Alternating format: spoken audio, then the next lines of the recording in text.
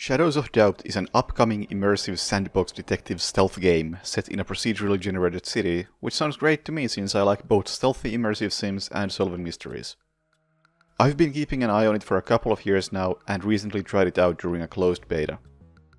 I had previously tried the game in a much earlier test, so I had some idea of what to expect, but I was an awful sleuth back then and the game has obviously changed a lot since, so this beta may have as well been my first time doing any actual detective work. This time I played for about 3 hours across 2 attempts, and in this video I'll try to briefly summarize what I did during that time and what my impressions were. The short version is that I sucked and was confused a lot of the time, and that the game itself is intriguing but clearly needs more time. A demo is going to be playable during Steam's Next Fest if you're interested, and maybe you can learn from my mistakes and get more out of it as a result. I started with the default gameplay settings and enabled the tutorial knowing I would need it. In hindsight, I wish I had disabled the objective markers as I don't like them in most games and here they didn't feel necessary. The first thing I noticed was that the performance was really bad. My gaming toaster isn't exactly top of the line, but at 1440p I wasn't expecting that kind of stuttering and struggling to maintain 30 FPS while inside my small apartment. But, given it's a beta, I won't judge the lack of optimization too harshly, especially since there were more graphic settings than I expected. Unfortunately, turning the settings down didn't seem to help the performance much, and especially outdoors the stuttering persisted, but at least it was tolerable.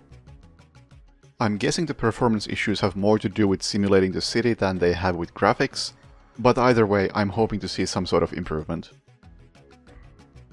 The beginning of the game was very straightforward and brief. You're a former detective who wakes up at the dead of night and finds a note by his door telling him to find someone. In my case, the someone was called Vicente Juarez. Looking up Mr. Juarez on the city directory to find his address was a nice hint of what sort of thinking the detective work might entail, but mostly the apartment was a tutorial on basic mechanics like lockpicking and using the caseboard to make notes. The caseboard may be your most important tool, as anything you discover can be pinned on it and gets automatically linked to other things when applicable. It's currently somewhat clumsy to use and some of the hotkeys didn't seem to work, but it's still good for keeping track of the investigation. When it was time to leave the apartment, something disappointing happened. The game told me to open the note on Vincente's address, 801 Hansen Building, and click on it to spawn an arrow that I could follow to the correct apartment. In a game where the main hook is paying a lot of attention to the details in your surroundings, I was expecting to be using street signs and building names to find my way around, but those were nowhere to be seen and the only way I could figure out where the Hansen Building was to follow the magic arrow. The Lovecraftian detective game The Sinking City from a few years ago had a great system where you had to manually place map markers based on street names, and I'm sad to see that Shadows hasn't done anything like that. Fortunately, inside the building the doors are properly numbered, though I would have also liked to see floor numbers in hallways.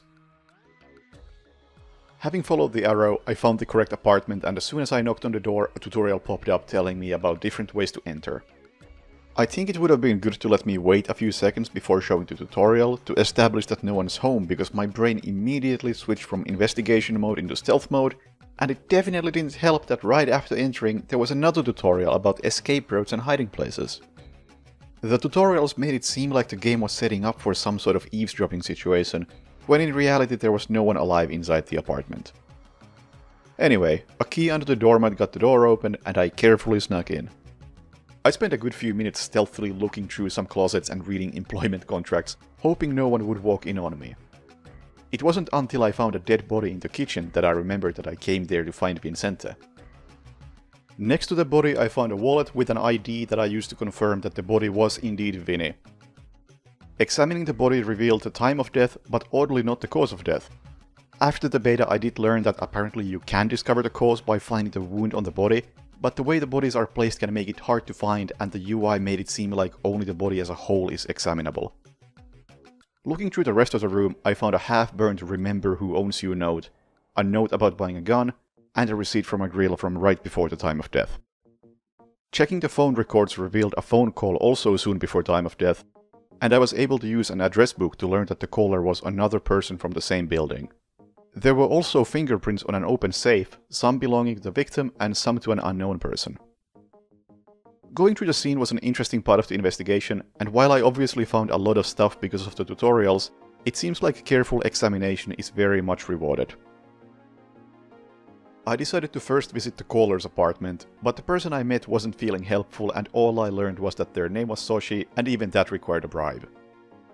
After a while I let myself in using a lockpick and Soshi seemed to have gone to bed so the route was clear.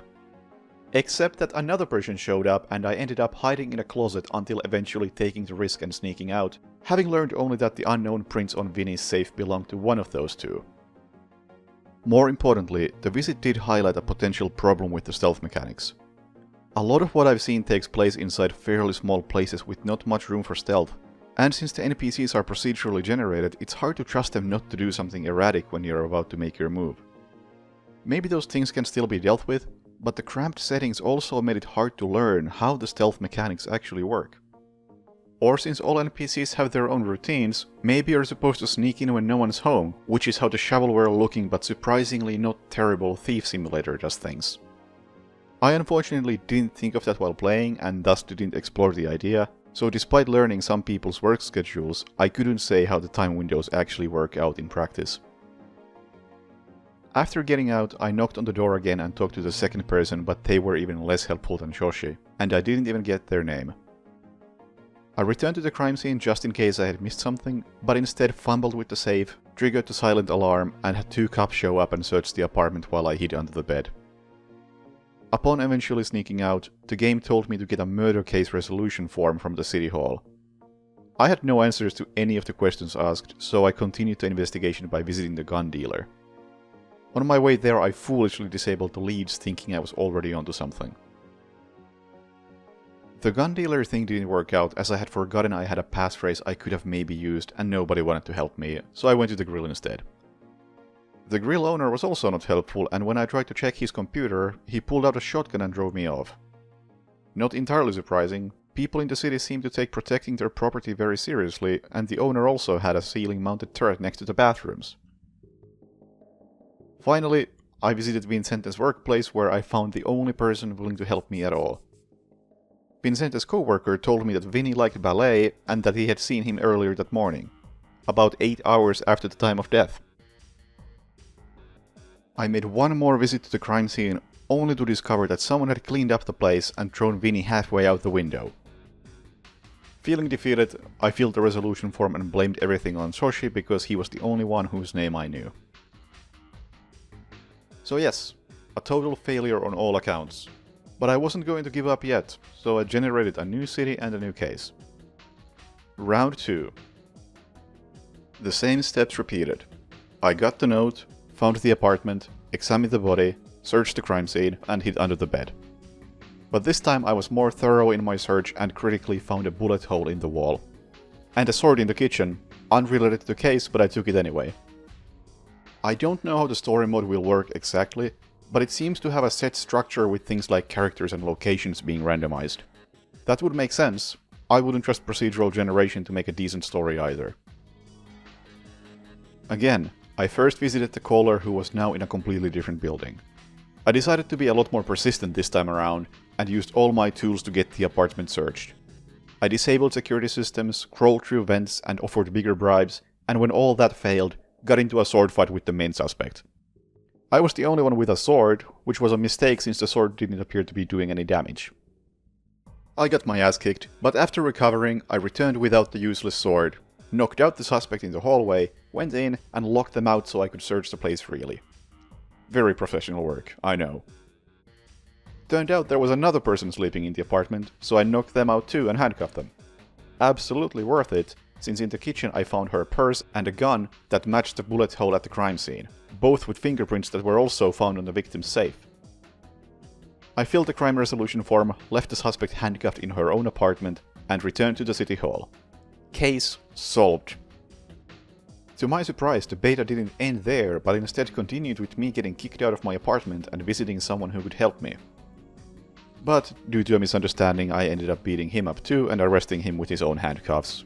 And that's when I decided it was time to stop. So did I like the game? Kinda? With a question mark? Currently I think it's very ambitious, but still needs a lot of work to live up to those ambitions. The UI is clunky and sometimes it's difficult to do things like connect people to their fingerprints, the stealth doesn't feel useful, and dialogue rarely seems to lead anywhere. To me, the most effective way of getting results was charging in and beating everybody up. You can take that as biting social commentary, but it's also the exact thing I was hoping to avoid. Tons of detail is found in some areas, but lacking in others. You start to stink if you dig through trash, and the smell can give you away while sneaking if you don't shower.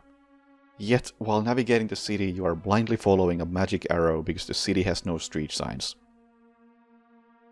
There are a lot of pieces to Shadows, but right now I don't know if they all fit together.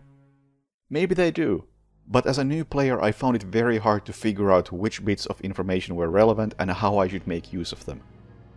The tutorials helped me learn little bits here and there, but I don't think I ever really had a good idea of how I should approach the investigation as a whole. And importantly, that lack of approach led to me getting the sense that I hadn't really solved much in the end. Technically, I did catch the killer, but it wasn't because of a thorough crime scene investigation or a clever interrogation, but a home invasion and a battery. In general, Shadows of Doubt gave me a similar feeling as I got when playing Heat Signature some years ago. In Heat Signature I got by, but constantly had the feeling that I was doing something wrong. Then later I watched the developer play it and I saw a completely different playstyle that made the game look 10 times better. Shadows of Doubt might be on the track to be a very good game, but right now it's hard to tell since it doesn't do a great job teaching the player how to get started and ends up feeling too confusing as a result.